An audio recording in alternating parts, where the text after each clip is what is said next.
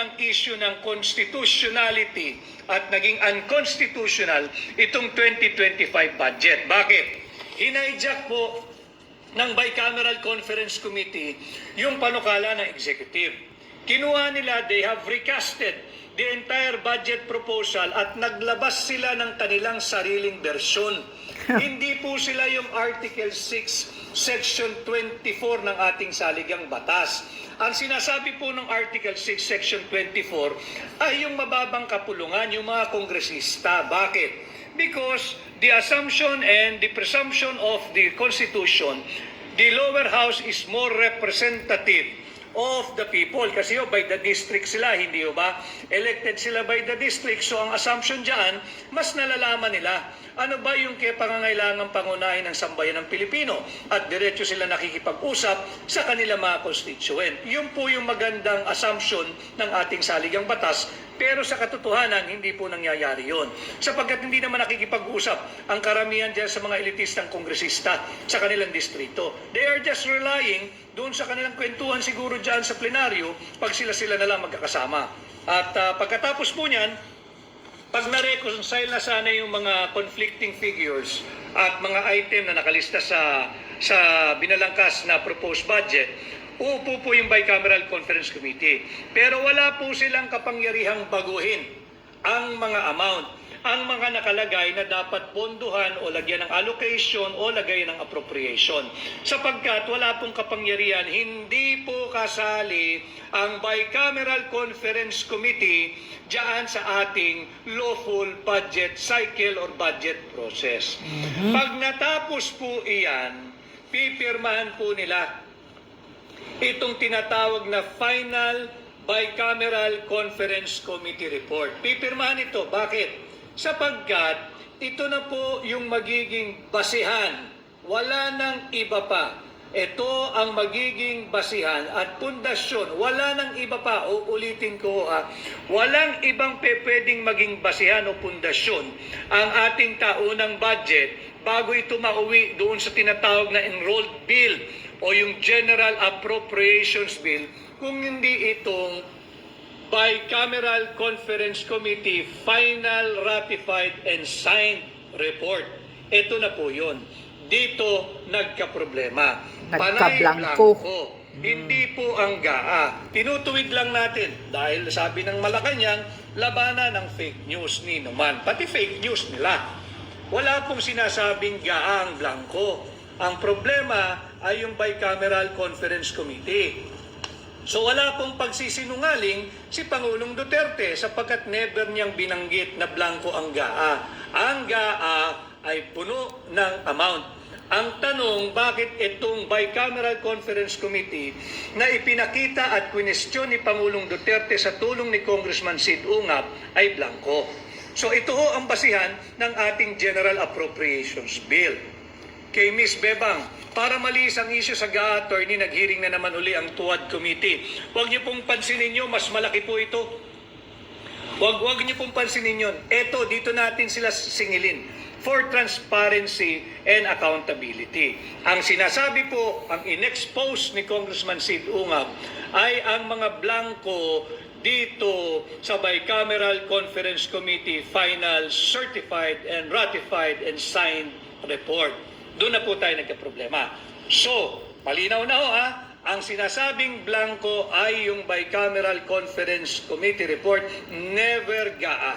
Wala pong nagbanggit ng GAA. Ang nagbanggit po ng GAA ay... Hai semua. Nagpapakita lang talaga na walang alam si Bangag Marcos Jr. Talagang walang alam sa mga nangyayari. Ang dapat managot at naglagay ng mga figura o figures or numero o halaga sa mga blankong ito. Definitely meron blanco Dahil Kaya nga, hindi pwedeng blanco ito dahil tatanungin natin sila, paano ninyo nasara yung budget at umabot kayo sa halagang 6.32 trillion pesos? Kaya nga, Paano grabe ninyo ang laki. naabot yung Trillion. 6.32 trillion pesos total budget for 2025 ng panay blanco ang mga naglalakihan, bilyon-bilyong piso, daang bilyong pisong halaga na sadyang iniwan ninyong blanco? Pakisagot, Yan ang dapat sagutin, whether ng Kongreso or ng Office of the President. Sino nang nagpuno niyaan?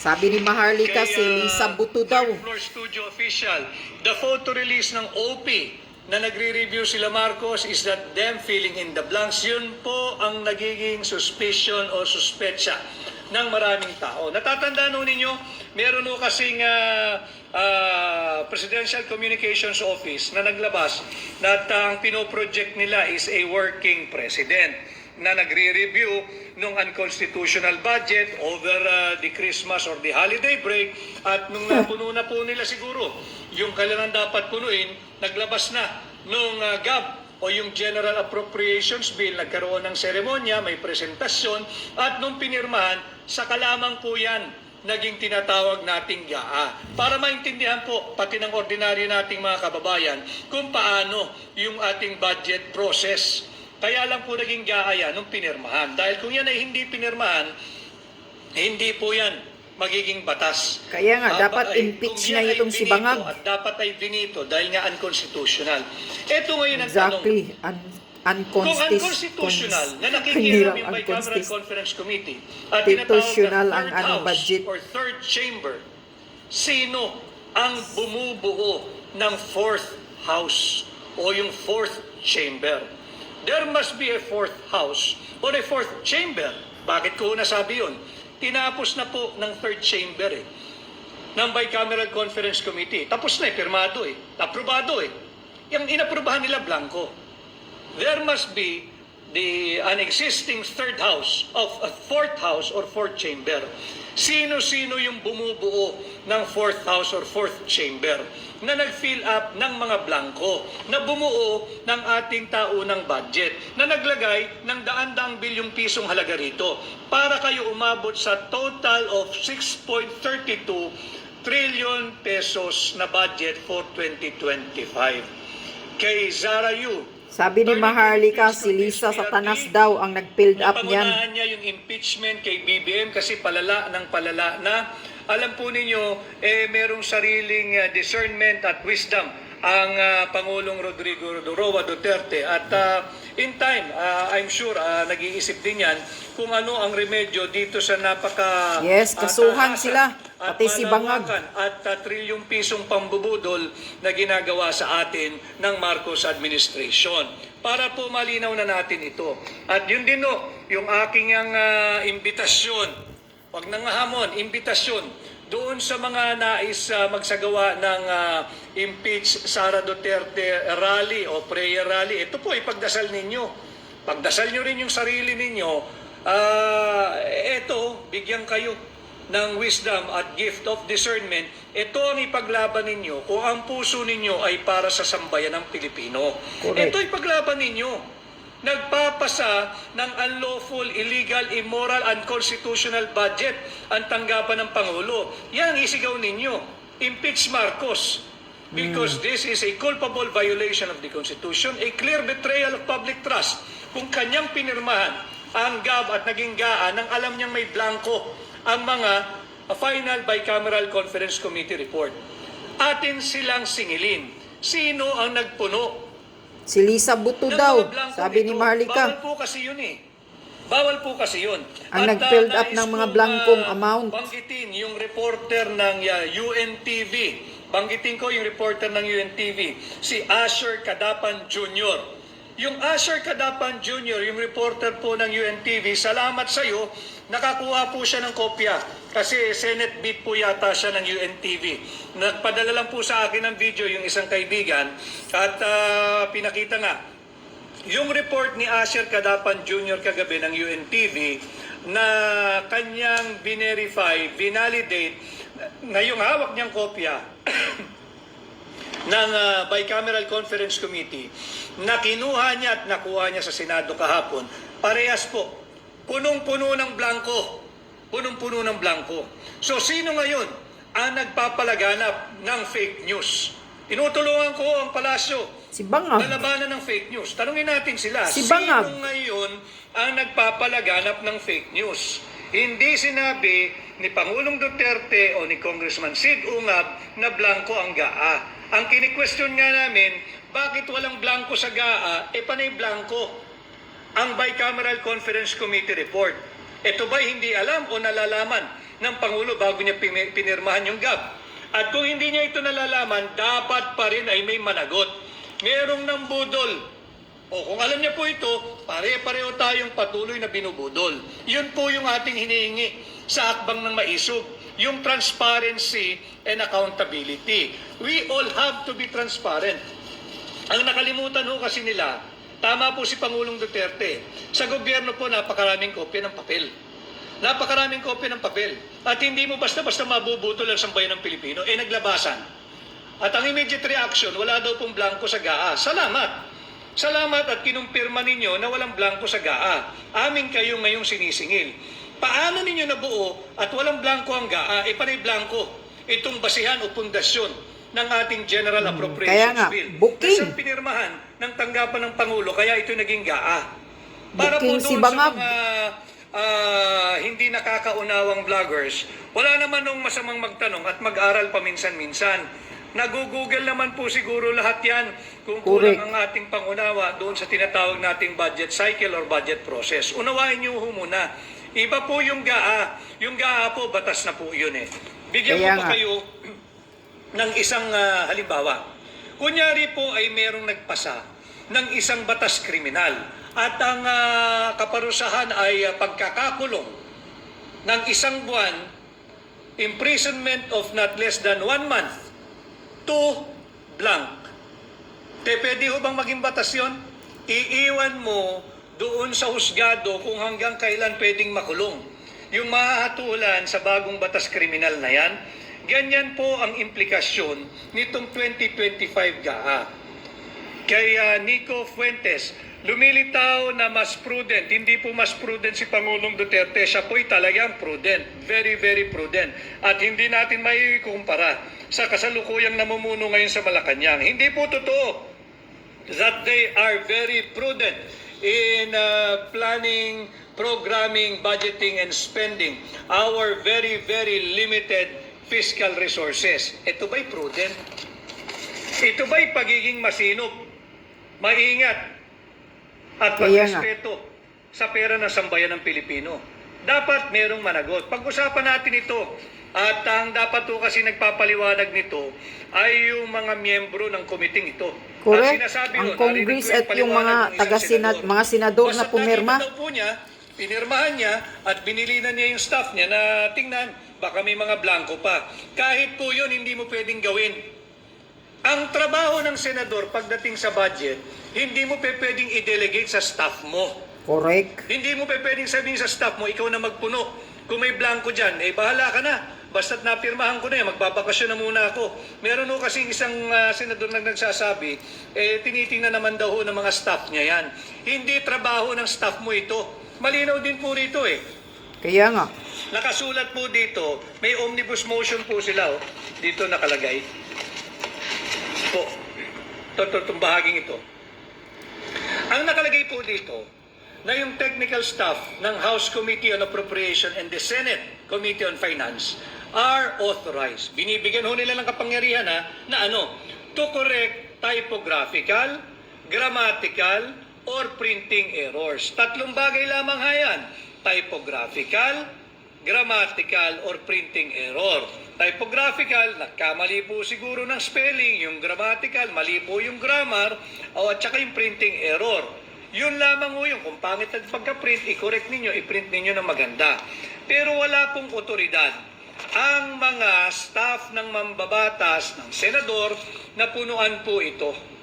Again, that is an abandonment of a sacred constitutional duty na hiningi ninyo sa amin nung nanghiram kayo ng mandato na maging senador na inyong babantayan ang kaban ng bansa at poprotektahan ang pera naming mga Pilipino. Ay, sus! Hindi mo pwedeng ibigay yan Babantayan sa staff mo. Babantayang Di ibulsa ba nila. kayo, yung staff mo na lang ang senador, ikaw na lang ang staff niya. Kasi Correct. ayaw mo namang gawin yung trabaho mo. Yan na ho ang implikasyon ng mga sinasabi nila. So, yung mga larawan po na nagtatrabaho sila nung bago magpasko, nung kapaskuhan at bago magbagong taon, yan po ay lalong nagbibigay ng maraming katanungan. Ano ba ang inyong tinatrabaho noong mga panahon na yon? Ano ba ang inyong kinukumpuni? Pinupunan nyo ba ang mga blanco dito sa Final Bicameral Conference Committee Report bago pirmahan o bago ninyo ipapirma ito sa Pangulo ng Republika? Yan ang katanungan. Kaya minsan na rin po kasi akong galing dyan sa tanggapan ng Pangulo. Talaga ho kasi, to be fair, kinakailangan talaga gumagawa ng complete staff work ang mga staff ng Pangulo at nagagawa ng due diligence. Hindi tayo pwedeng papirma lang ng kahit ano. At ito naman yung panagutan. Tinutulungan ho namin kayo na sa inyong panawagang labanan ng fake news. Linalabanan natin ang fake news na GAA ang iprinisinta ni Pangulong Duterte. Wala po kaming iprinisintang GAA. Ang pinikita po namin ay itong final form at approved, certified, and signed at released. Importante sa lahat, released. Itong Final Bicameral Conference Committee Report na siya nga pong naging pundasyon ng ating taunang budget for 2025 kahit unconstitutional. So yung mga larawan... So ano, ayan. Kuting. Sino ang na-checkmate ngayon, Bangag? Ikaw ano? Sino ngayon ang nagiging bubu? Ikaw. Lumalabas na ikaw. Tanga ka talaga. Wala ka talagang alam. Hindi ka talaga nagbabasa. According to Maharlika, yung mga blanco daw na yan, ang nag-filled up daw ng amount, ay si Lisa Satanas daw, sabi ni Maharlika. Ang lumalabas na sa bicameral report, blanco. Paano sila nakapagbigay ng amount na 6.32 trillion? Kung blanco. So, ibig sabihin, mayroong nag-build up. Yun na yung sinasabi ni Maharlika na lahat kagagawa ni Lisa Butod. Si Lisa Satanas daw nag-build up ng amount na yan na nagiging 6.32 trillion. Yung mga blanco na yan. So ngayon, Marcos Jr., tigil-tigilan mo kasi yung pagsinghot. Yung pagbangag-bangag mo. Kasi hanggang pati ikaw, nabubudol ka na ng asawa mo. Or kung sinong mga kabiniti mo nang budol sa'yo. Mismo si kapatid mo, Amy Marcos, nagsasabi, blanco, binuking ka na. Sa kabubuhan mo, wala ka talagang alam.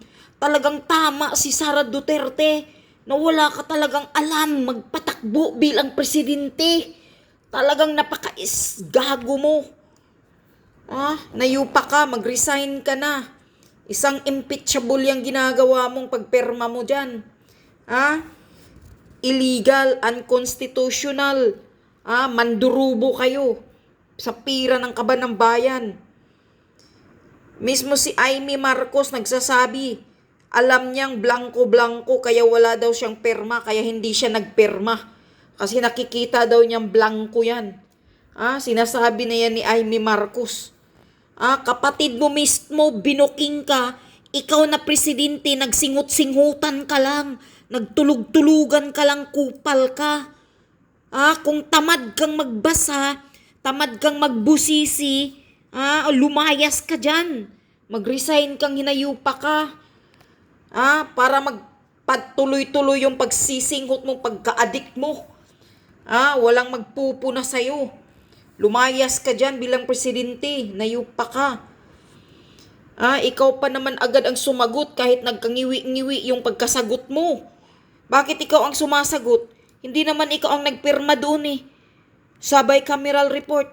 Yung mga senador doon na mga mukhang pera din at saka yung mga congressman dyan.